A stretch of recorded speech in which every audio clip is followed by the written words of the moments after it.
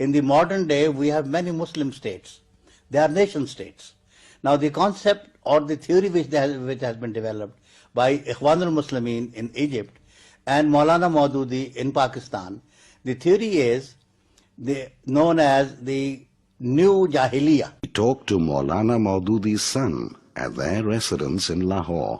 تو اس زمانے میں مولانا کلام آزاد بھی آیا کرتے تھے وہاں، بعد میں بھی آتے رہے.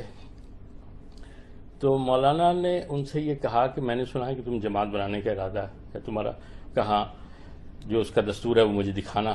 چنانچہ والد ہمارے کہتے ہیں کہ میں نے انہیں جماعت کا دستور دیا. تو انہوں نے کہا اچھا کل اس پر بات کریں گے.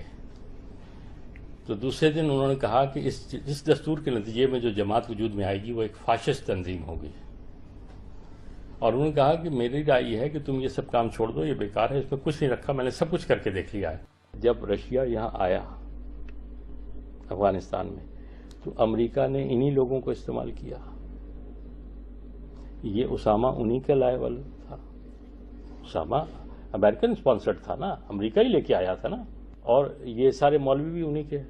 یہ جہاد افغانستان کا جب قصہ تھا، چنانچہ جہاد افغانستان جب ختم ہوا تو اس کے بعد میاں طفیل کا یہ انٹرویو چھپا ہوا موجود ہے جو امیر جماعت تھے کہ جی ہمیں پتہ بھی نہیں لگا اور ہم امریکہ کے ہاتھوں استعمال ہوتے رہے.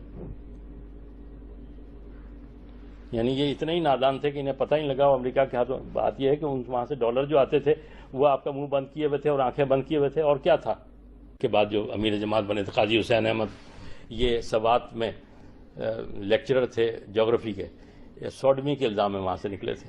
ایک لڑکے کے ساتھ زیادتی کرنے کے الزام میں، سوڈمی کے الزام میں نکلے تھے اور 2 دفعہ پاگل خانے میں ایڈمٹ رہے. یہ آن ریکارڈ بات ہے.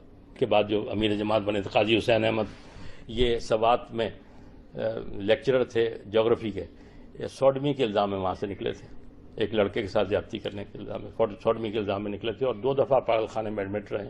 یہ آن ریکارڈ بات ہے، کچھ ڈھکی چھپی نہیں. بلکہ اس زمانے میں، جس زمانے مشرف تھا، تو میں نے یہ اخبار میں یہ ایک انٹرویو میں کہا تھا کہ یہ 2 دفعہ پاگل خانے میں رہا. اس کے بعد مشرف نے مجھے فون کر کے پوچھا کہ بھائی تم نے یہ بات کہی کہ میں نے کہا جی پاگل خانے سے ریکارڈ نکلوا لو تم. اس میں میرے سے کیا پوچھ رہے ہو تم، اس سے نکلوا لو. تو نکلوا کے دیکھا. پھر ایک میٹنگ میں قاضی صاحب نے کچھ بک بک کی تو اس نے کہا میں تمہیں واپس پاگل خانے میں داخل کرا دوں گا، زیادہ بک بک کی. یہ چپ ہو گیا بالکل خاموش. یہ سارے بد کردار لوگ ہیں. صرف مذہب کا لبادہ انہوں نے اس لیے اوڑھ رکھا ہے کہ لوگوں لوٹ مار کے پردہ ڈالنے کے لیے.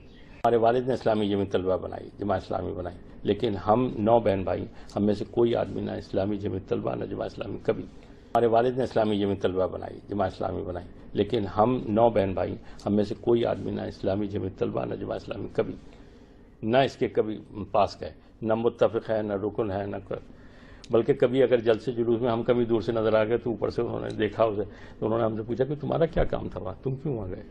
انہوں نے بالکل ہمیں الگ رکھا، بالکل ایسے ہی الگ رکھا جیسے کوئی ڈرگ پیڈلر ہوتا ہے، وہ اپنی پڑیاں جو ہے باہر ہی چھپا کے رکھتا ہے، وہ اپنے گھر نہیں لاتا.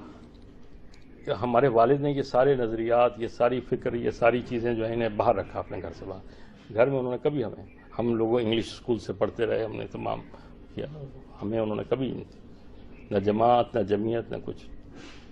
اور ہم نے اب کبھی جمعیت کا ساتھ بھی نہیں دیا. اسکولوں، کالجوں، یونیورسٹیوں میں کبھی جمعیت کا ساتھ نہیں دیا، نہ ہمیں کبھی ان کو اچھا سمجھا. اس لیے کہ ہم ان گھر میں ان کے سارے مظاہرے دیکھ چکے.